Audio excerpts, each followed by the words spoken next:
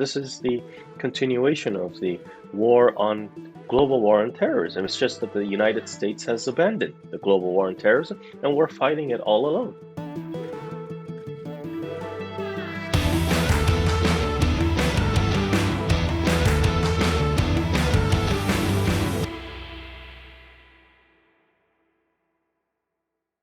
As the American troop withdrawal from Afghanistan is all but complete, the Afghan army is quickly losing ground throughout the country to the Taliban. We begin in Afghanistan, where fighting is escalating between the Taliban and the resistance group in the Panjshir Valley.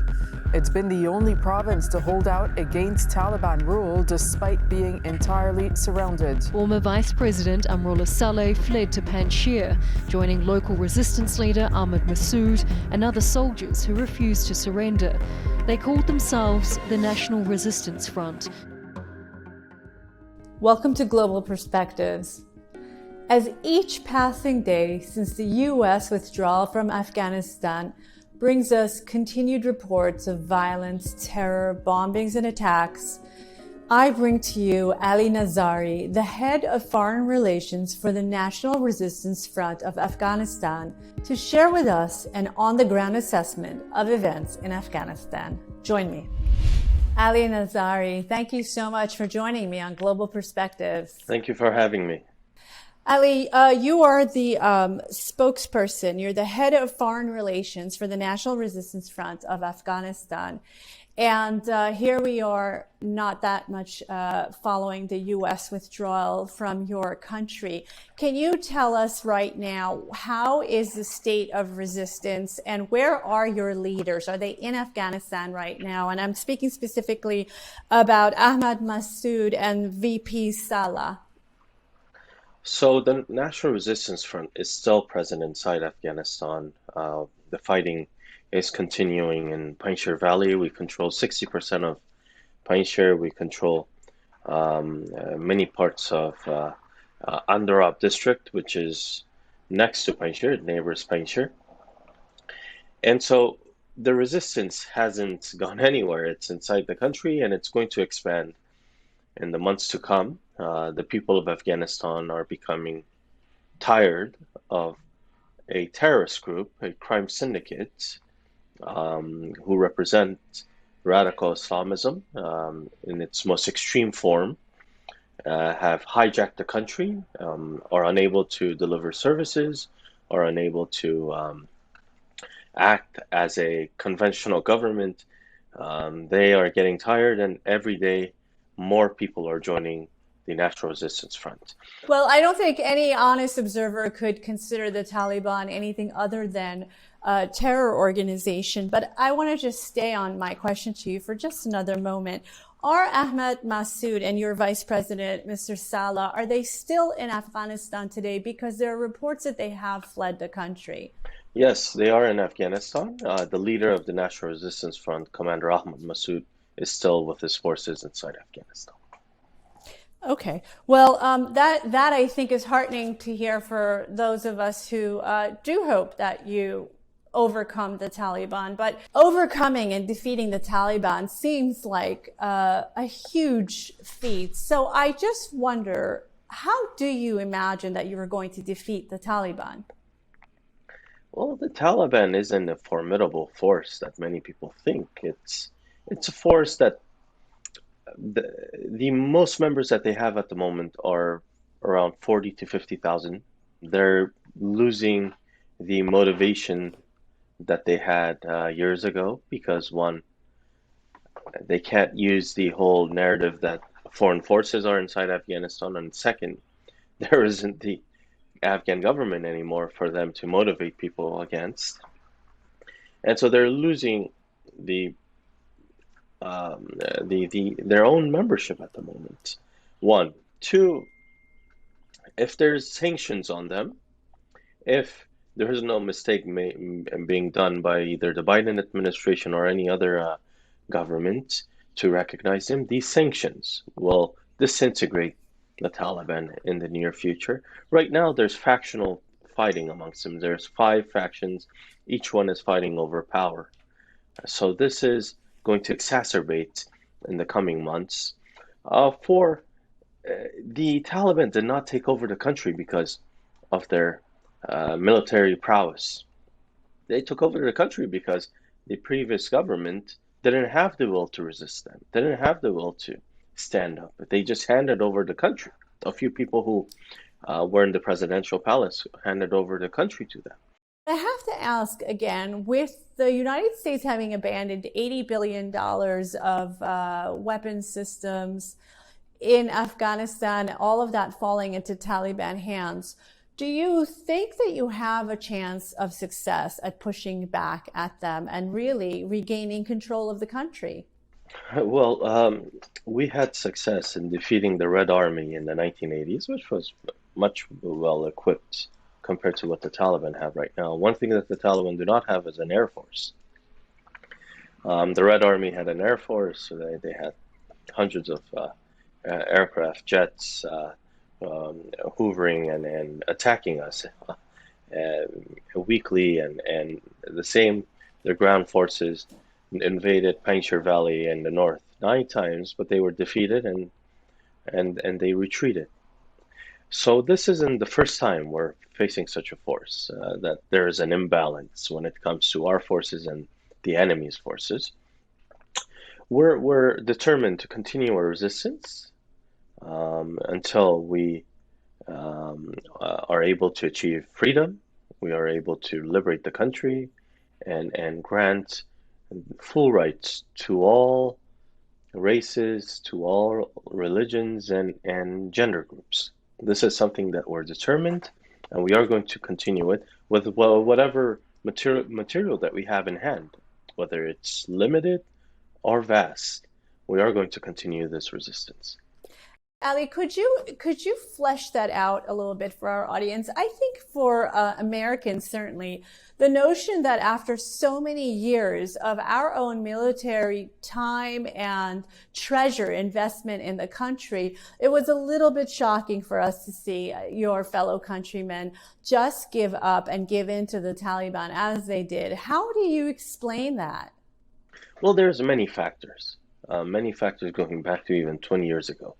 The model of the political system, the highly centralized political system that was forced upon Afghanistan after 2001, and the model that they adopted to create the new national armed forces, the army and police, was highly centralized, was based off the American model. In a country like Afghanistan, they copied the American model to build and structure the new army.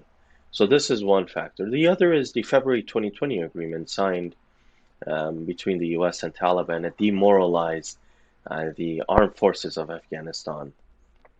Third, there were many Taliban sympathizers in Afghanistan's presidential palace, and they handed over power to the Taliban in the past year or so. What is your assessment on the US withdrawal? Well, from day one, we said that we respect any decision the Americans are going to make when it comes to withdrawal. However, it could have been done in a better fashion.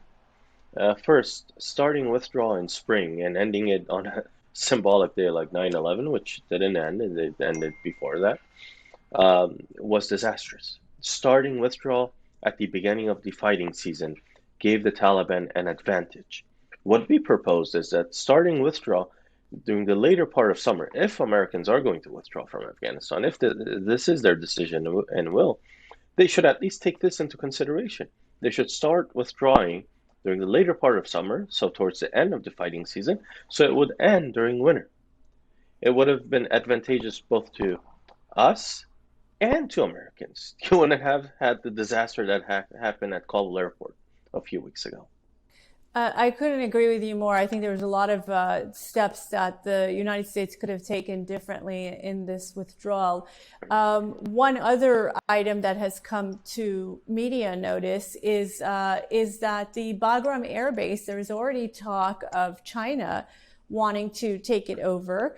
As well, we saw reports of and video footage of the Taliban taking the abandoned U.S. weapons systems, some of them over the border to Iran. What do you know about these events that I'm speaking of? Are you aware of U.S. weapon systems falling into the hands of Afghanistan's neighbors, specifically with Iran? I do not have accurate information about this. We're still waiting for our sources to send us reports on what is happening in Bagram. But this is apparent. This is very clear that the Taliban are aligning themselves with U.S. rivals, especially China, and China is going to fill the void inside Afghanistan. There's already Chinese advisors and Pakistani advisors advising the Taliban when it comes to intelligence, when it comes to telecommunications in Kabul. There's no doubt that they'll increase their presence in the near future, and the Taliban are going to supply U.S. equipment, U.S. weapons, U.S. munitions, technology to the neighbors. This isn't something that we could hide or pass by. It is going to happen, and unfortunately, the U.S. Could have had better measures to prevent this, but they didn't. The resistance could have been assisted and armed and supported with all of this, but we saw reluctance on the part of this administration, and they're continuing to do this. Ali, I know that you were recently in Europe, and you were just telling me about the Biden administration's lack of support for the resistance. Have you had any further luck with the Europeans than we're seeing from the Biden administration? Well, the Europeans, especially the French, have been supportive. We've received moral support from them, and at least they are committed to not recognize the Taliban. That is a commitment that they have. However, we haven't received material support from anyone. And are you in touch with the Biden administration? Do you have direct line of communication with them? I am in touch indirectly. I'm in touch with many parts of the U.S. government, but I haven't had any direct dialogue with the White House. From what I've seen in U.S. press reports, you do have a lot of support from Republicans in Congress, people like Lindsey Graham and others. Do you find that that the issue of Afghanistan in the United States is becoming a partisan issue? And do you think that the Republicans might succeed in getting you some support? Well, we've received a tremendous amount of support in the United States. In Congress, we have very good friends in both chambers of Congress, and not only in Congress, but even outside of the government. Right now, amongst the civil society, the veteran groups, and many others who are expressing support for our cause, for the National Resistance Front. There's many supporters who are reluctant to go public with their support at the moment, but right now the amount of support that we're receiving, and like you named, Senator Graham and Congressman Mike Waltz and others who are very much committed to helping our cause. Ali, what's your assessment about what's going on the ground in Afghanistan right now with Afghan society? Are you successful in recruiting more people to your cause? Yes, the vast majority of Afghanistan's population supports our cause. We have the hearts and minds of the people, because the people of Afghanistan do not want their freedom to be taken away from them. They don't want their rights to be taken away from them. You're seeing civil resistance right now in the cities. You're seeing armed resistance in many other parts of the country. Let me give you an example. For the past 20 years, the Taliban every year have been recording audio messages and asking the people of Afghanistan to rise up against the government of Afghanistan, the Afghan government, to rise up against the United States, to rise up against the rest of NATO, which had presence in Afghanistan. The people never answered their call. You didn't have a general uprising anywhere in the country. However, on September 6th, Commander Ahmad Massoud, the leader of the National Resistance Front, he recorded an audio message, called upon the people of Afghanistan, whether inside or outside of Afghanistan, to rise up against the Taliban. He called for a general uprising. And within 2 hours, we had mass demonstrations in Kabul, in other occupied regions, places controlled by the Taliban. This shows who has the hearts and minds of the people. This shows who has legitimacy. The Taliban might have geography, but we know who has the legitimacy. And do you imagine that this is going to be a war that continues and rages on for years and years between you and the Taliban? Well, we see the Taliban as a weak force. We don't think they could hold up for years. It is going to be a tough fight, but we do not think. And it's not, our fight is not only against the Taliban.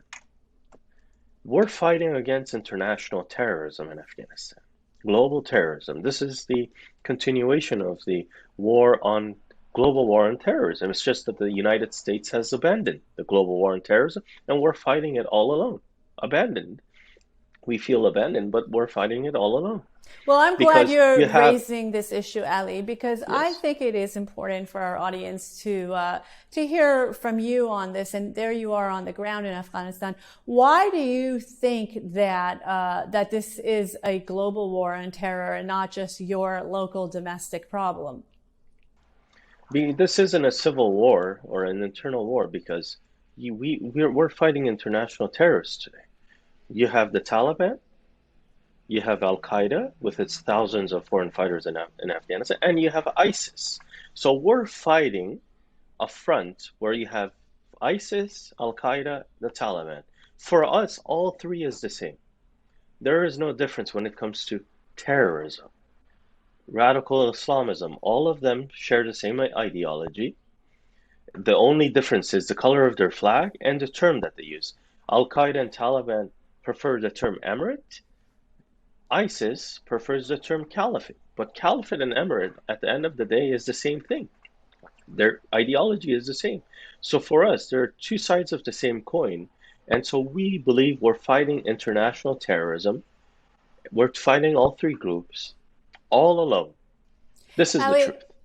Ali, I appreciate your explaining that to our audience. And I think it might be helpful also if you could explain a little bit about the radical Islamist understanding of a prophecy of a black flag flying in Afghanistan. Could you tell us a little bit more about the significance of this? These are all narratives, incorrect narratives, baseless narratives, that are part of some Islamic historiography. They are not authentic traditions of the Prophet. There's nowhere in the Holy Quran that states this. There's no passage states that in the East, in the land of Khorasan, which was the medieval name for Afghanistan, there is going to be an army with black flags or green flags or white flags, and that will liberate the Muslims. There is nothing in the Quran that states this, and in the traditions of the Prophet, in the Hadith, there is no authentic tradition from the Prophet's time that states this. These are all inaccurate reports used by radicals, used by fanatics, used by terrorists to justify their claims, to justify their actions. But this is in the margins of the discourse on Islam. There is nothing that can prove this based on the Holy Quran and the authentic traditions of the Prophet. Ali, I understand it, and I certainly I'm not espousing or trying to say that that the mainstream understanding of Islam believes in this, but I do want our audience to understand the significance of what's going on in Afghanistan. And so this is perhaps another reason why people in the West should be concerned about what's going on in Afghanistan. Of course. This narrative that the Taliban have, that Al-Qaeda has, and that ISIS has, they share the same narrative when it comes to starting their struggle from the East, from the eastern part of the Islamic world, which is basically the region of Afghanistan, Central Asia, and South Asia, because they believe it should start from here and then move westwards. So it is going to impact the security of the Middle East. You will have this pour into the Middle East. This conflict isn't going to be isolated in Central Asia or South Asia. It's going to pour into the Middle East, North Africa, and eventually threaten Western Europe and North America. It's going to threaten Western assets in the Middle East, Western interests. It's going to target religious minorities. It's because one thing is, Al-Qaeda and ISIS, one thing that they understood is they cannot build their bases, their main base, their headquarters in the Middle East or in North Africa. Because whenever they tried to do this in Iraq and Syria and Yemen and North Africa, it was easily targeted because that part of the world is basically flat. It's mostly desert. It's very easy to target terrorists there. However, Afghanistan has a very rugged geography, has strategic valleys, and we know this because we've been operating from there for years. That's where we're based in. And they understand that for them to protect their leadership and to be able to plan and implement attacks, not only inside Afghanistan, but throughout the Muslim world and beyond that, in Western Europe and North America, they will need a safe layer, a safe base where they could base their leadership, their intelligence, everything else, and then start operating throughout the world. So this is very important. If they're allowed to do this, to implement this, if they were given the breathing ground at the moment, it will be very difficult to remove these terrorist elements inside Afghanistan in the years to come. One, the National Resistance Front is the last democratic forces in Afghanistan, are the last remaining Western allies. If we're annihilated, there won't be any more allies. So when you don't have a democratic force or an ally in the ground, if another administration in the future decides to enter Afghanistan to face Al-Qaeda and ISIS, it's going to be very difficult to eliminate this threat. So this is the time to do this. Help the last remaining democratic forces. Help the last remaining Western allies. We're still present there. We just need the support. We're not asking for troops on the ground. We're not asking for any forces to return. We're just asking for support and assistance. The same kind of assistance that was given to Kurds and other forces in the region to fight terrorism. Ali, I hear what you're saying, and I think the key is for Americans and people in the West to understand that it's for our own national security purposes why it would make sense for America to support resistance to the Taliban, ISIS-K, and Al-Qaeda, who, as you just said, are all congregating in Afghanistan right now. So in the last 3 weeks, we've seen 2 mosques having bomb attacks take place there, and we're seeing Muslims get killed. Now, one thing that I think the Western media seems to gloss over or miss a lot is that the greatest victim of radical Islamist extremism and radical Islamist terrorism are other Muslims. Could you tell us a little bit about what is going on in Afghanistan right now in these rivalries between these different terror organizations? Well, it's factional fighting for power, for influence.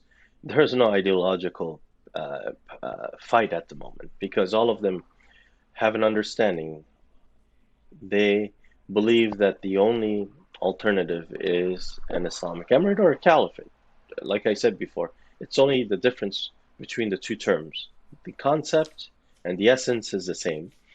So it's mostly fighting over power, over influence. And there's many commanders that one day when it fits their personal interest, they raise the white Taliban flag.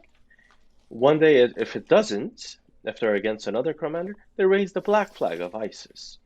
All of them are convinced that this jihad doesn't end in Afghanistan and it should expand.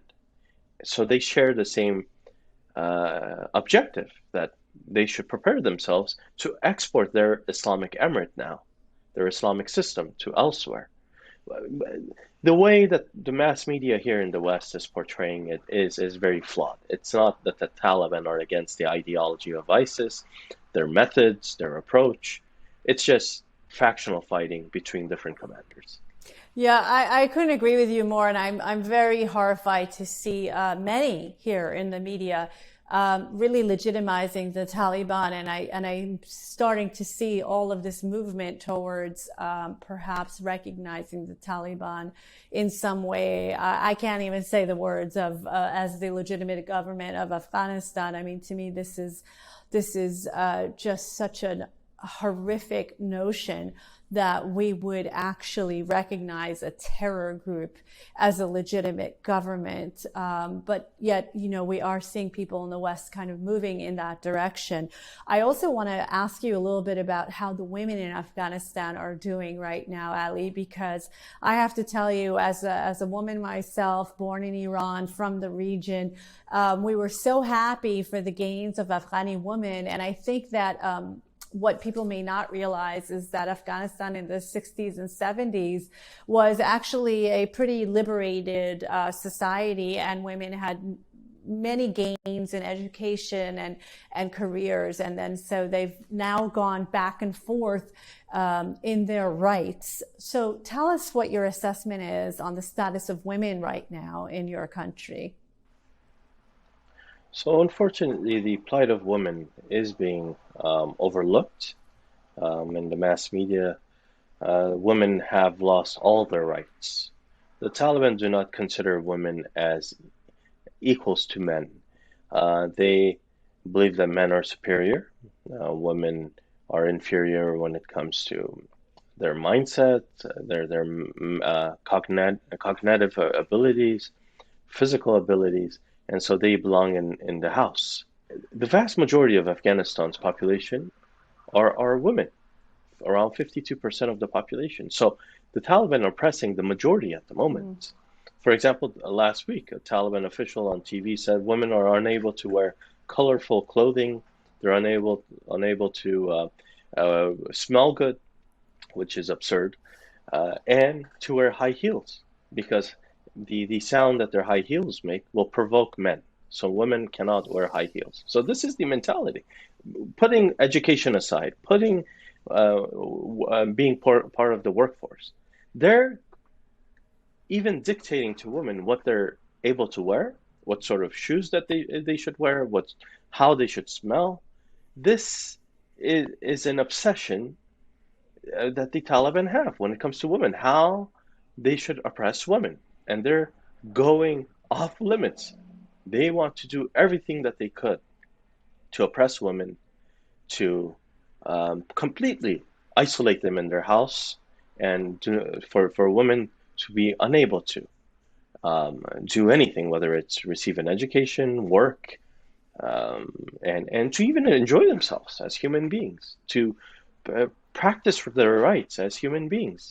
I think what's doubly disappointing in the situation right now is that when President Joe Biden became president, in his first address to the U.S. State Department, he told the employees of the State Department that the pillar of his foreign policy was going to be human rights. And I think you are exactly correct in pointing out the abject failure of the Biden administration in upholding their own so-called principle of making human rights the basic principle of their foreign policy. Ali, I wanted to wrap up our interview with this one last question. What do you think the West can do at this point to support the resistance to the Taliban? Are you hopeful that there is anything that the West can or will do? Do you think there's a political will here in the U.S. and in Europe to support your efforts? Well, as a first step, they should continue sanctions on the Taliban, non-recognition, and as a third step, they should start supporting the last democratic forces. These forces need the assistance, need the support of the Western world to continue their resistance, their fight against international terrorism, against the same individuals who perceive the West as their enemy. And so we have a common enemy in this fight. We have common values. And it just doesn't make sense for us to be abandoned like this. We are, at the moment, using whatever we can, but at the end of the day, if we don't have anything, it will be very difficult for us to continue this resistance. We will need assistance, any type of assistance, from our allies, from our partners, or else what will happen will be much worse than 9/11 in the future. Ali Nazary, I sadly agree with your assessment. I think that everyone in the West, it behooves us to support the resistance efforts against the Taliban, because we all know that these terrorists do hate America. They hate our freedom. They hate everything that we stand for. And it's only a matter of time before they come after us again. Thank you so much for joining me on Global Perspectives. Thank you very much for having me on your program. On a previous episode of Global Perspectives, we heard from Egyptian analyst Nirvana Mahmoud, who shared her sentiment that what happens in the Middle East does not stay in the Middle East. I think what we heard from Ali Nazary confirms that assessment. Unfortunately for all of us, I don't think what happens in the Middle East stays in the Middle East, and I think that as much as Americans do not have an appetite for involvement in the Middle East, North Africa region, we may not have a choice much longer. Thanks so much for joining me on this episode of Global Perspectives. Join me the next time.